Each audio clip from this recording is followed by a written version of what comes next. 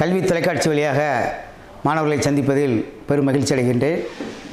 இன்று 12ஆம் வகுப்பில் திடநிலைமை என்ற பாடத்தில் ஒரு சில பகுதிகளை நாம் இப்பொழுது பார்க்க இருக்கிறோம். திடநிலைமையில் பொதுவித்திறன் என்ற தலைப்பில் தற்பொழுது நாம் சில விஷயங்களை பார்க்க இருக்கிறோம். மாணவர்கள் நாம் சொல்லக்கூடிய விஷயங்களை தெளிவாக கேட்டால் இந்த பாடம் மிகவும் எளிதாக இருக்கும். இப்பொழுது பொதுவித்திறன் என்றால் என்ன அப்படின்னு சொல்லும்பொழுது, இப்போ நம்ம ஒரு ரூமில் உட்காந்துருக்குறோம். மொத்த அறையினுடைய கன அளவு கொள்ளளவு எவ்வளவு, மொத்த அறை, அதில் நம்ம எவ்வளவு இடத்தை ஆக்கிரமிப்பு செஞ்சுருக்கிறோம், இந்த விகிதத்தை நம்ம பொதுவித்திறன் அப்படின்னு சொல்ல போகிறோம். மொத்த அறையினுடைய அளவில் நம்ம எவ்வளவு இடத்தை ஆக்கியபை பண்ணியிருக்கிறோம் அப்படிங்கிற ரெண்டுக்குள்ள விகிதத்தை பொதுவித்திறன் அப்படின்னு பெர்சன்டேஜில் சொல்ல போகிறோம். இப்போ இதில் நம்ம எடுத்துக்கிட்ட எளிய கனசதுர அமைப்பு அப்படின்னு சொல்லுவோம். எளிய கனசதுர அமைப்பு சிம்பிள் கியூப்னு சொல்லுவோம். இதில் பொதுவித்திறன் அப்படின்னு சொல்லும்போது இதற்கு ஒரு சூத்திரம் நம்ம இதில் கொடுத்துருக்குறாங்க. அலகு கூட்டில் உள்ள கோளங்களின் மொத்த கன அளவு, அலகு கூட்டில் உள்ள கோளங்களின் மொத்த கன அளவு, அதில் எத்தனை கோளங்கள் இருக்கோ அதனுடைய கன அளவு மொத்தமாக கூட்டி வச்சுக்கிறோம். இப்போ 10 பேர் இருக்கோம்னா 10 பேருடைய எடையும் கூட்டி வச்சுக்கிறது. அந்த மாதிரி மொத்த கோளங்களின் கன அளவு பை அலகு கூட்டின் கன அளவு, அந்த அலகு கூட்டினுடைய கன அளவு எவ்வளவு இன்ட்டு 100. இதுதான் பொதுவிப்பின்னம் அல்லது பொதுவித்திறன் அப்படின்னு சொல்கிறது. என்ன செய்திருக்கிறோம், ஒரு அலகு கூட்டில் உள்ள மொத்த கோளங்களின் கன அளவு பை அலகு கூட்டின் கன அளவு இன்ட்டு 100. இதுதான் ஃபார்முலா. இப்போ எளிய கனசதுரம்னு சொல்லும்போது இங்கே என்ன சொல்கிறோம், A = 2R. அந்த ஆறுங்கிறது ரேடியஸ் ஆரம். அதாவது இந்த பக்கத்தில் ஒரு ஆரம் பாதி, ஒரு கோளத்தினுடைய பாதி, அடுத்த கோளத்தினுடைய ஒரு பாதி. அந்த படத்தில் பார்த்திங்கன்னா தெரியும், ஒரு கோளத்தில் பாதி, அடுத்த கோளத்தில் பாதி. இந்த இதை நம்ம நீளம்னு சொல்கிறோம். விளிம்பு நீளம் A எக்ஸ் ஆக்சிஸில் இருக்கக்கூடியது. அப்போ A = 2Rனா R = A/2. இப்போ என்ன சொல்லியிருக்காங்க, கோளத்தினுடைய கன அளவு, ஒரு ஆறுங்கிற கோளத்தினுடைய கன அளவு 4/3 πr3. இப்போ இந்த ஆறுக்கு பதில் நான் என்ன கொடுத்துருக்கிறேன், A/2 கியூப் கொடுத்துருக்குறேன். இப்போ அதை கொடுக்கும் பொழுது A3/8ன்னு வரும். இந்த 8க்கும் இந்த 4க்கும் கேன்சல் ஆகும்போது 2 ஆகும், இது 6 ஆகும். ஸோ அப்போ கோளத்தினுடைய கன அளவு வந்து πA3/6ன்னு வருது. சரி, ரைட். இப்போ நம்ம அலகு கூட்டினுடைய கன அளவு, இப்போ கோளத்தினுடைய கன அளவு பார்த்துட்டோம். இப்போ அடுத்தது நம்ம வந்து அலகு கூட்டினுடைய கன அளவு பார்க்குறோம். அது பார்க்கும் பொழுது AAA நம்ம நீளமகலம் எல்லாம் பார்த்துருப்போம். அதனுடைய மதிப்பு, அலகு கூட்டினுடைய மதிப்பு A³ ஆகும் கன அளவு. இப்போ பொதிவு பின்னம் அப்படிங்கிறது என்ன சொல்லியிருக்கிறோம், மொத்த கோளத்தின், அந்த அலகு கூட்டில் உள்ள மொத்த கோளத்தின் கன அளவு பை அலகு கூட்டின் கன அளவு. இப்போ இது ஏற்கனவே நம்ம பார்த்து வச்சுருக்கிறோம். πA3/6 அப்படிங்கிறது இதனுடைய அளவு பை அலகு கூட்டினுடைய கன அளவு A³ × 100. இப்போ இந்த A³ கேன்சல் ஆகிருக்கும். அப்போ 100/6ன்னு வரும். ஸோ இதனுடைய வேல்யூ வந்து பார்த்திங்கன்னா 52.31 அப்படின்னு சொல்கிறோம். 52.31 அப்படிங்கிறது என்ன அப்படின்னா, ஒரு அலகு கூட்டில் இவ்வளவு இடத்தைத்தான் கோளங்கள் வந்து ஆக்கியபை பண்ணியிருக்கு, ஆக்கிரமிப்பு செஞ்சுருக்கு. அதனுடைய இருக்கக்கூடிய கொள்ளளவு மொத்தம் இருக்கிறதுல, அலகு கூட்டில் இருக்கக்கூடிய இடத்துல 52% அந்த மூலக்கூறுகளால் நிரப்பப்பட்டுள்ளன. பாக்கி இடங்கள் வந்து வெற்றிடமாக உள்ளன. அப்போ இதிலிருந்து என்ன தெரிகிறோம் அப்படின்னா, அந்த அலகு கூட்டினுடைய அடர்த்தி வந்து குறைவாக உள்ளது எளிய கனசதுரத்தில். ஏன்னா அதில் 52 தான் நிரம்பியிருக்கு அப்படின்னு சொல்கிறோம். இப்போ இது எளிய அலகு கூட்டினுடைய பொதிவு பின்னம், பொதிவுத்திறன். என்ன சொல்லியிருக்கிறோம், கோளங்களுடைய கன அளவு, மொத்த கோளங்களுடைய கன அளவு பை அலகு கூட்டினுடைய கன அளவு. நான் ஏற்கனவே சொன்ன மாதிரி மொத்த இடத்துல நம்ம எவ்வளவு இடத்தை ஆக்கியபை பண்ணியிருக்கோம் அப்படிங்கிறது தான் நம்மளுடைய பொதிவு பின்னம்ங்கிறது. இப்போ நம்ம பார்த்தது எளிய கனசதுரத்துக்கு உண்டானது. அடுத்து நம்ம பார்க்க போகிறது பொருள் மைய கனசதுரத்தினுடைய பொதிவு பின்னம் அப்படிங்கிறது. இப்போ நம்ம பொருள் மைய கனசதுரம் சொல்லும்போது என்ன நினைக்கிறோம், 8 மூலைகள் இருக்குது. நடுவில் வந்து பொருள் மையத்தில் அந்த இடத்துல வந்து அந்த அணிக்கோவை புள்ளிகள்னு ஏற்கனவே சொல்லியிருப்போம். அதில் வந்து நமக்கு ஒரு கோளம் இருக்குது, ஒரு அயனி இருக்குதுன்னு வச்சுக்கோங்களேன். அப்போ இந்த நடுவில் இருக்கிறத சுற்றி மொத்தம் 8, மேலே ஒரு 4, கீழே ஒரு 4, 8 கோளங்கள் சேர்ந்துருக்கு நடுவில் இருக்கிறது. இது எந்த வகையை சார்ந்தது, முப்பரிமாண அமைப்பில் ஏற்கனவே நம்ம பேசியிருக்கிறோம். ஏபி வகையை சார்ந்தது. மேலடுக்கு A, அடுத்தது B, அடுத்தது A. நான் ஏற்கனவே சொன்னேன், அதாவது ஒரு ஆப்பிள் பழமாக அடுக்கி வச்சுருக்கிறோம், அதுக்கு மேலே ஆரஞ்சு பழத்தை அடுக்கி வச்சுருக்கிறோம். இதுதான் ஏபி வகையை சார்ந்ததுன்னு சொல்கிறோம். இப்போ இங்கே அதே மாதிரி மேலே வந்து ஒரு லேயர் இருக்குது, அது வந்து ஏ வகையை சார்ந்தது. அதற்கு அடுத்து இருக்கக்கூடியதில் பி வகை, அடுத்து ஏ வகை, இந்த மாதிரி இருக்கக்கூடியதை நம்ம வந்து பொருள் மைய கனசதுரத்தை சொல்லுவோம். இதனுடைய அணைவு எண் என்பது 8. ஏன்னா அதை சுற்றி இருக்கக்கூடிய அயனிகளின் எண்ணிக்கை, தனக்கு எதிரான மின்சுமையுடைய அயனிகள் சூழ்ந்திருப்பது 8 வகையானது. அதனால் இதற்கு அணைவு எண் 8 ஆகும். இப்போ இதற்கு பொதிவு பின்னம், இது எவ்வளவு இடத்தை ஆக்கிரமிப்பு பண்ணியிருக்கு அப்படின்னு பார்க்க போகிறோம். அதாவது அந்த அளவு கூட்டினுடைய கன அளவு எவ்வளவு, அது ஏற்கனவே பார்த்துட்டோம், ஏ கியூப்னு வந்துடுது. இப்போ அதில் மொத்த கோளங்களினுடைய கன அளவு எவ்வளவுன்னு பார்க்கணும். இப்போ இதில் நமக்கு 8 வகையான கோளங்கள் சுற்றி நிற்கிது. இப்போ இதனுடைய ஆரம் அப்படின்னு பார்க்கும்போது ரேடியஸ் வந்து √3/4a அப்படிங்கக்கூடியது வருது. நீங்கள் இந்த இதில் பார்த்தீங்கன்னா தெரியும், ஆரம் ஆர் ஈக்குவல் டு √3/4a அப்படிங்கிறது அதனுடைய ஆரம். இப்போ இதுக்கு நம்ம வந்து அந்த கோளத்தினுடைய கன அளவு அப்படின்னு எடுத்தோம்னா, முதல்ல நம்ம நினச்சிருக்கோம் பொதிவு பின்னம்ங்கிறது என்ன அப்படின்னா, மொத்த கோளங்களின் கன அளவு. இது எவ்வளோ வந்திருக்கு? √3/a³/8. இது வந்து மொத்த கோளங்களுடைய கன அளவு. அளவு கூட்டினுடைய கன அளவு a³ × 100. இதை சுருக்கும் பொழுது நமக்கு கிடைக்கக்கூடியது 68% கிடைக்குது. அப்போ பொருள் மைய கனசதுரத்தில் மொத்த அளவு கூட்டில் 68% தான் நிரம்பி இருக்குது, பாக்கி வெற்றிடமாக இருக்குது. இது பொருள் மைய கனசதுரத்தினுடைய நம்ம கணக்கீடு. அடுத்து நம்ம பார்க்க போகிறது முகப்பு மைய கனசதுரத்தினுடைய அமைப்பு, அதாவது ஃபேஸ் சென்டர்னு சொல்லுவோம். இதுவும் ஏபி வரிசையை சார்ந்தது. இதில் என்ன அப்படின்னா, இப்போ நமக்கு வந்து ஒரு ஆப்பிள் வரிசையாக அடிக்கிறோம் அப்படின்னா 2 ஆப்பிள்களுக்கு இடையில் ஒரு ஆரஞ்சை வைக்கிறது, அந்த மாதிரி. அப்போ ஏ அப்படிங்கிறது இருக்குது, அதுக்கு மேலே அப்போ வெற்றிடம் வந்து கொஞ்சம் குறையும். இப்போ ஒன்றுக்கு மேலே ஒன்றுக்கு அடுக்கிக்கிட்டே வந்தோம்னா அங்கே கேப் கிடைக்கும், வெற்றிடம் கிடைக்கும். இப்போ ஒன்றுக்கு மேலே இடையில் வைக்கும் பொழுது, வரிசையாக அடுக்கி வைக்கும் பொழுது நமக்கு வந்து அங்கே வெற்றிடம் வந்து கொஞ்சம் கம்மியாக தான் கிடைக்கும். ஏன்னா நம்ம ஒன்றுக்கு மேலே ஒன்று அடுக்கி வைத்தால் வெற்றிடம் அதிகமாக இருக்கும். இப்போ இது அருங்கோண மற்றும் முகப்பு மைய கனசதுர அமைப்புன்னு சொல்கிறோம். முகப்பு மையம் அப்படின்னா ஃபேஸ் சென்டர்னு சொல்லுவோம். இது ஏபி வரிசையில் இருக்குது அப்படின்னு சொல்கிறோம். இப்போ இதில் வந்து பார்க்கும் பொழுது மொத்தம் 12 வகையான அணுக்கள் சுற்றி இருக்கக்கூடியது அப்படின்னு சொல்கிறோம். இதில் வந்து பார்த்திங்கன்னா முதல் அடுக்கு ஒன்று இருக்குது, எக்ஸுக்குன்னு, அடுத்து ஒய்ங்கிற ஒரு அடுக்கு இருக்குது, அடுத்து நமக்கு XY. பொதிவு பின்னம்னு சொல்லும்போது மொத்த கோளங்களின் கன அளவு பை அளவு கூட்டினுடைய கன அளவு × 100 அப்படின்னு சொல்லி கொண்டு போகிறோம். இப்போ இந்த முகப்பு மையத்தில் நம்ம ஆர் கண்டுபிடிக்கிறோம். ஆர் கண்டுபிடிச்சதுக்கப்புறம் வந்து நம்ம ஃபார்முலாவுக்கு பொதிவு பின்னத்திற்கு கொண்டு போகும் பொழுது ஆருடைய மதிப்பை போட்டு முகப்பு மையம்னு சொல்லும்போது என்ன ஆகுது, அதனுடைய எண்ணிக்கை வந்து 4ன்னு ஆகுது.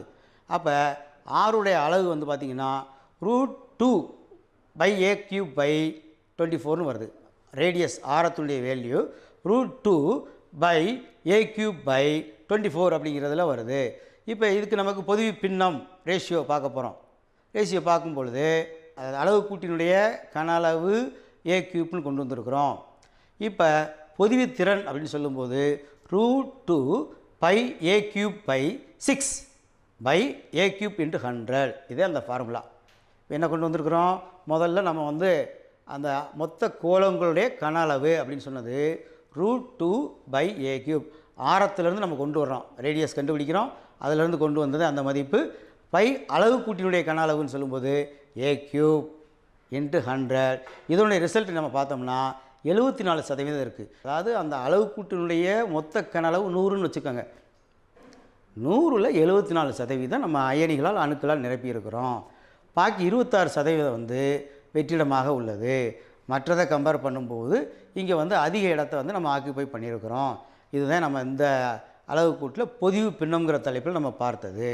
இது ஒரு தலைப்பு, பொதிவு பின்னம் அப்படிங்கிறது. அடுத்து நம்ம பார்க்க போகிறது வந்து ஆர விகிதம் அப்படின்னு சொல்கிறோம்.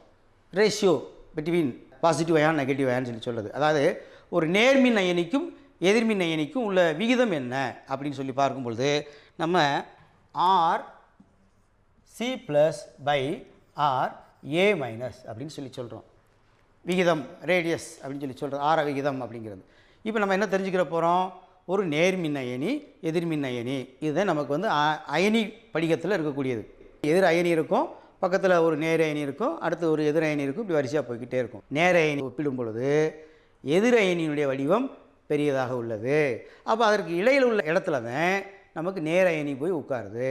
ஸோ பெரிய அயனிகள் எதிர் அயனி அது அமைந்ததுக்கு அன்பு அதற்கு இடைப்பட்ட இடங்களில் நேர அயனி இருக்குது அப்படின்னு சொல்கிறோம். அப்போ ஆக்சுவலாக வந்து ஆரங்கள் எப்படி இருக்கும் அப்படின்னு பார்த்திங்கன்னா, நேர அயனுடைய ஆரம் குறைவாக இருக்கும், எதிர் அயனுடைய ஆரம் அதிகமாக இருக்கும். இது என்ன காரணம்?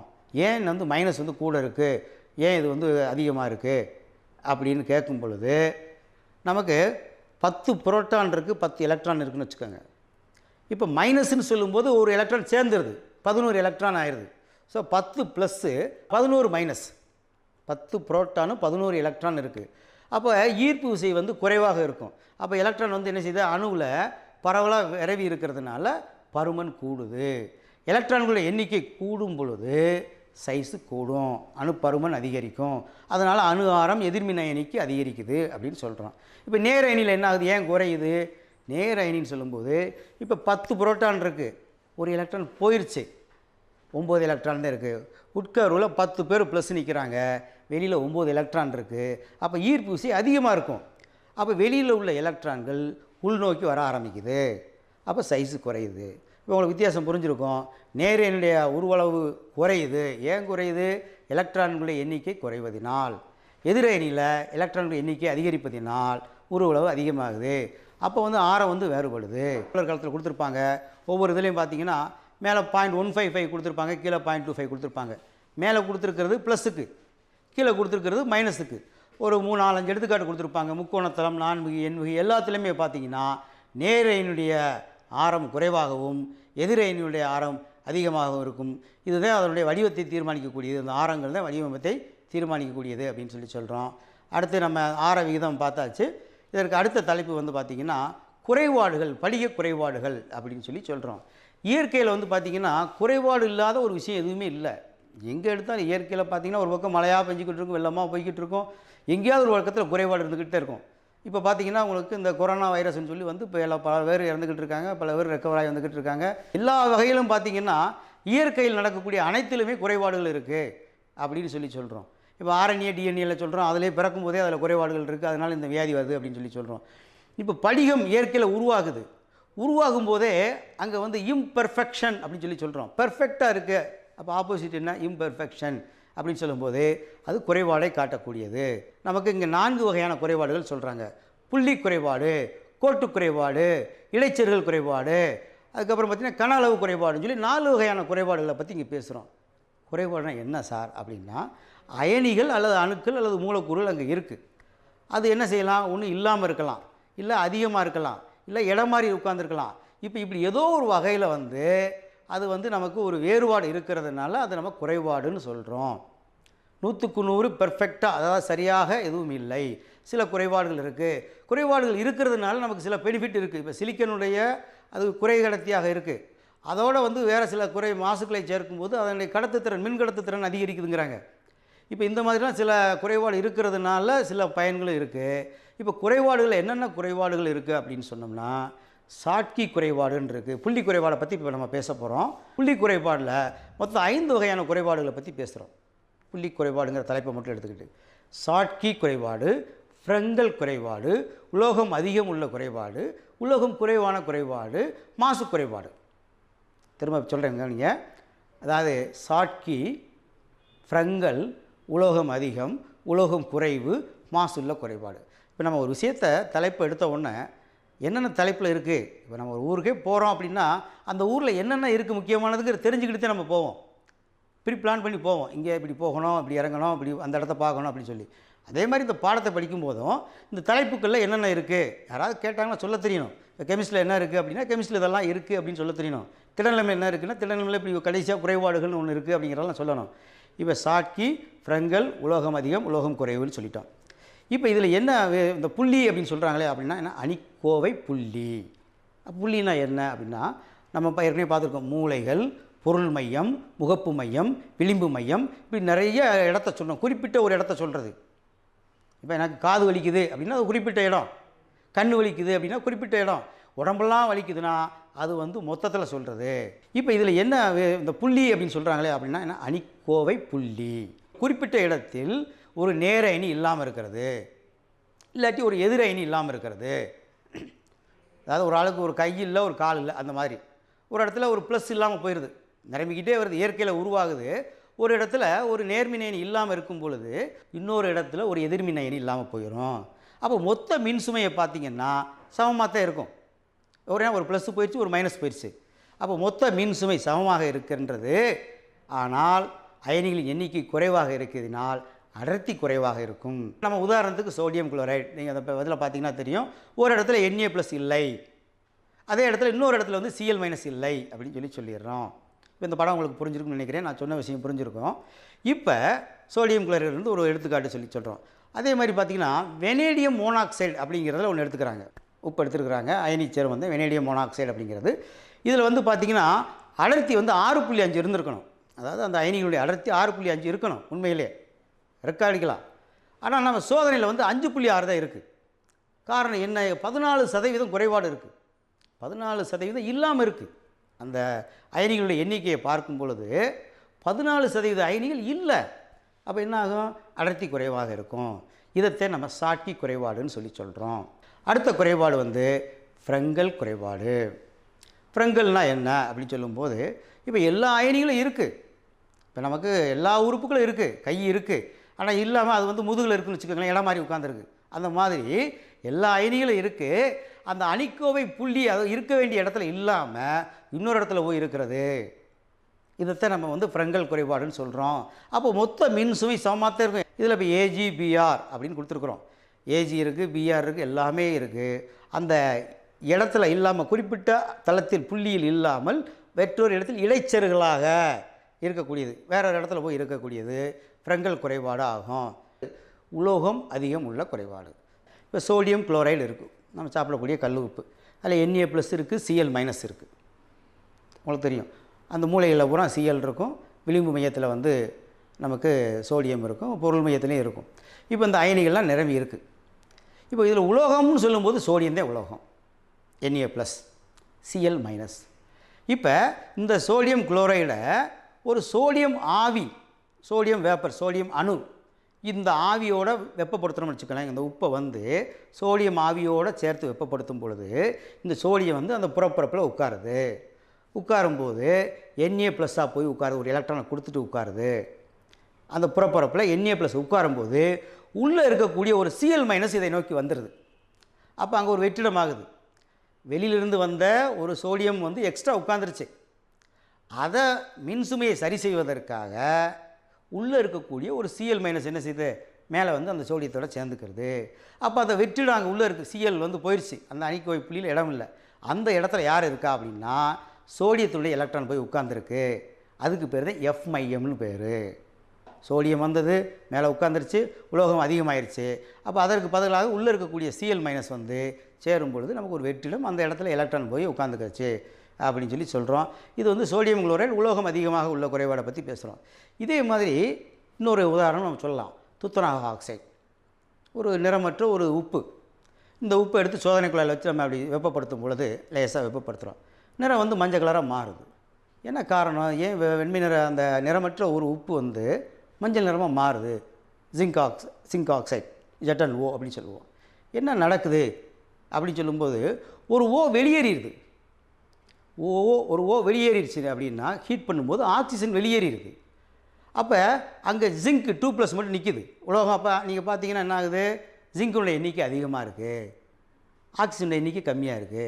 அப்போ ஆக்சிஜனுடைய எலக்ட்ரான் அங்கே இருக்குது F மையத்தில். இது ஒரு உதாரணமாக சொல்கிறாங்க. அந்த நிறம் மாறுவதற்கு காரணம் ஆக்சிஜன் வெளியேறுவதனால். ஜிங்க் ஆக்சைடை வெப்பப்படுத்தும் பொழுது ஆக்சிஜன் வெளியேறும். அப்போ ஆக்சிஜனுடைய எலக்ட்ரான் அந்த வெற்றிடத்தில் இருக்கும். இது வந்து உலோகம் அதிகம் உள்ள குறைபாடு. அடுத்து உலோகம் குறைவும் குறைபாடு அப்படின்னு சொல்லி ஒன்று கொண்டு வர்றோம். நல்லா அதை கவனிச்சுட்டு வாங்க.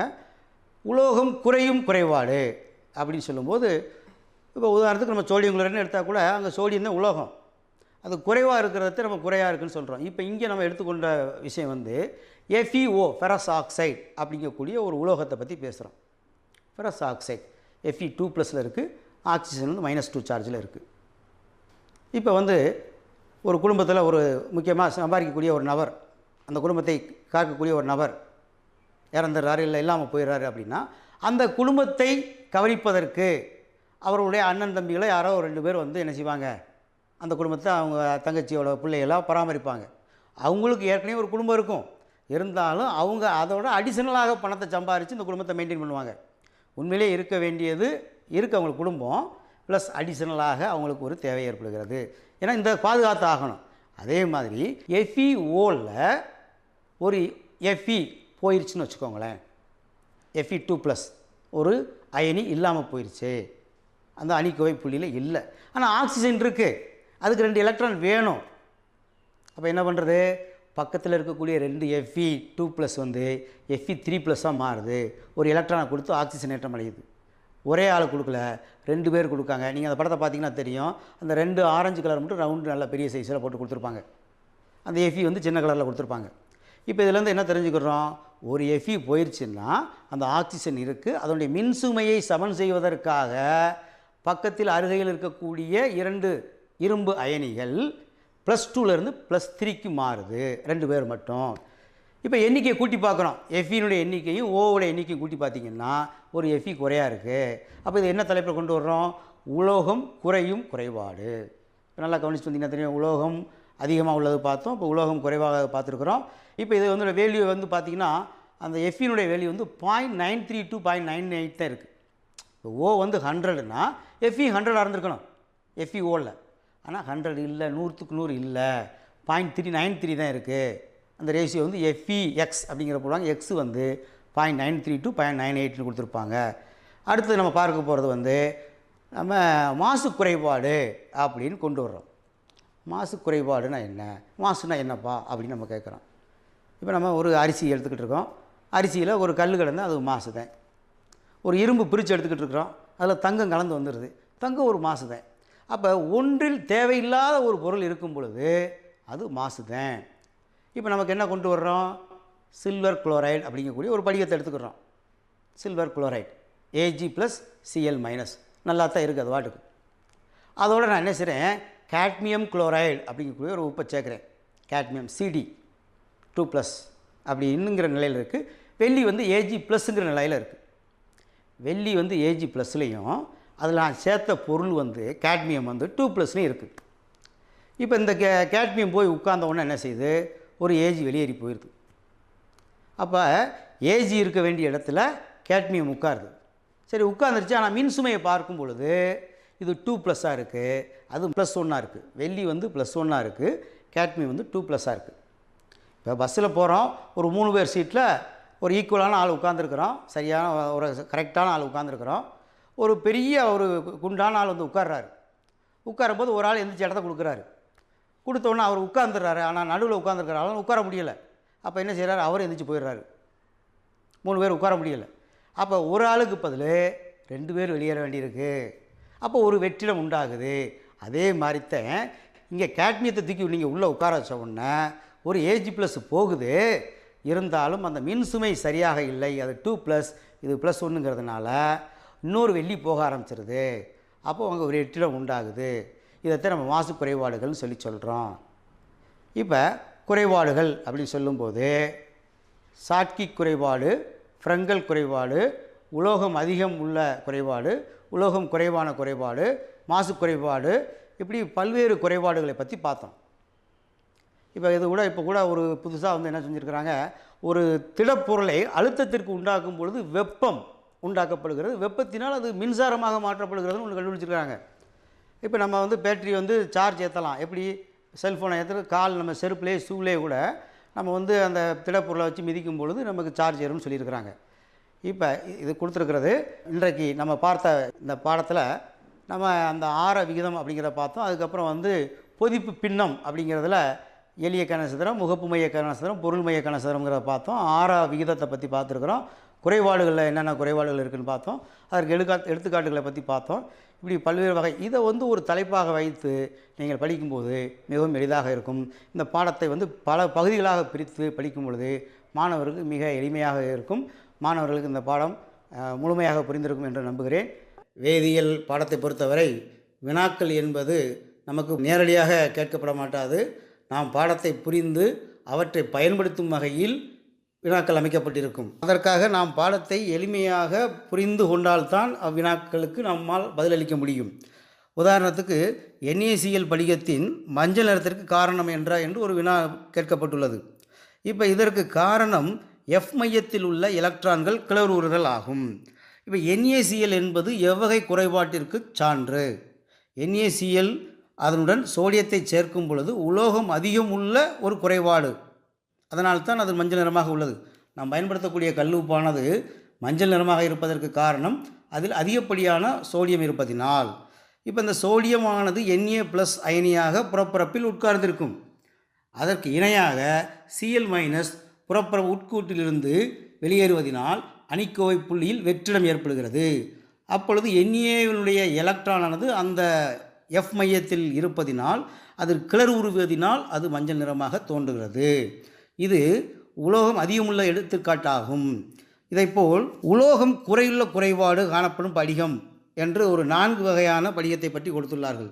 உலோகம் குறையுள்ள குறைபாடு காணப்படும் படிகம் NaCl, FeO, ZnO and KCl. 4 வகையானதில் எது உலோகம் குறையுள்ள குறைபாடு? நமக்கு தெரியும், சாட்கி குறைபாடு என்பது ஒரு Na+ இல்லாமல் இருப்பது, ஒரு Cl- இல்லாமல் இருப்பது. இப்பொழுது இங்கே NaCl, KCl இரண்டுமே சாட்கி குறைபாடுக்கு எடுத்துக்காட்டு. ZnO என்பது ஃப்ரெங்கல் குறைபாடுக்கு எடுத்துக்காட்டு. இது நாம் ஏற்கனவே பாடத்தில் பார்த்துள்ளோம். வெப்பப்படுத்தும் பொழுது அது மஞ்சள் நிறமாக மாறும் என்று. மீதம் இருப்பது FeO. இதுவும் நமக்கு பாடத்தில் கொடுக்கப்பட்டுள்ளது. உலோகம் குறையுள்ள குறைபாடு Fe குறைவாக இருப்பது. இதைப்போல் மற்றொரு வகையான ஒரு கேள்வி கேட்கப்படும். ஃப்ரெங்கல் குறைபாட்டின் காரணமாக படிகத் திண்மத்தின் அடர்த்தி குறைகிறது. இதற்கு காரணம் ஃப்ரெங்கல் குறைபாட்டில் நேர் மற்றும் எதிர் அயனிகள் படிகத்தை விட்டு வெளியேறுகின்றன என்று கூறுகிறார்கள். இப்பொழுது இந்த கேள்வி நீங்கள் உற்று நோக்கும்போது ஃப்ரெங்கல் குறைபாடு என்றால் என்ன என்று தெரிந்திருக்க வேண்டும். அதாவது அந்த அணிக்கோவை புள்ளியில் குறிப்பிட்ட அந்த அயனி இல்லாமல் வேறொரு இடத்தில் அந்த அயனி இருப்பது. அந்த அயனி இருக்கும், வேறொரு இடத்துல இருக்கும். அப்போ இங்கே காரணம் என்ன கூறுறாங்க? குறைபாடு அடர்த்தி குறைவதற்கு காரணம் அதே தவறு. அடர்த்தி குறையாது, ஏனென்றால் அதில் உள்ள அயனிகள் அனைத்துமே உள்ளன. இருக்கும் பொழுது, அவ்வாறு இருக்கும் பொழுது அடர்த்தி குறைவதில்லை. அப்போ காரணம் கூறுகிறார்கள், நேர் எதிர் அயனிகள் படிகத்தை விட்டு வெளியேறுகின்றன என்று. அவ்வாறு அவை வெளியேறாது. அப்போ கூற்றும் தவறு, அதற்கு சொல்லப்பட்ட காரணமும் தவறு. நீங்கள் இதில் பார்த்தீங்கன்னா 4 வகையான விடைகள் கொடுத்திருப்பார்கள். இதில் கூற்று மற்றும் காரணம் இரண்டுமே தவறாக உள்ளது. அப்போ கேள்வி என்பது நாம் இந்த பாடத்தை முழுவதுமாக பயன்படுத்தி படித்து அவற்றிலிருந்து வினாக்கள் கேட்கும் பொழுது புரிந்து எழுதக்கூடியவையாக இருக்க வேண்டும். இந்த கல்வி தொலைக்காட்சி வழியாக மாணவர்களை சந்தித்ததில் மிக்க மகிழ்ச்சி அடைகிறேன். நன்றி.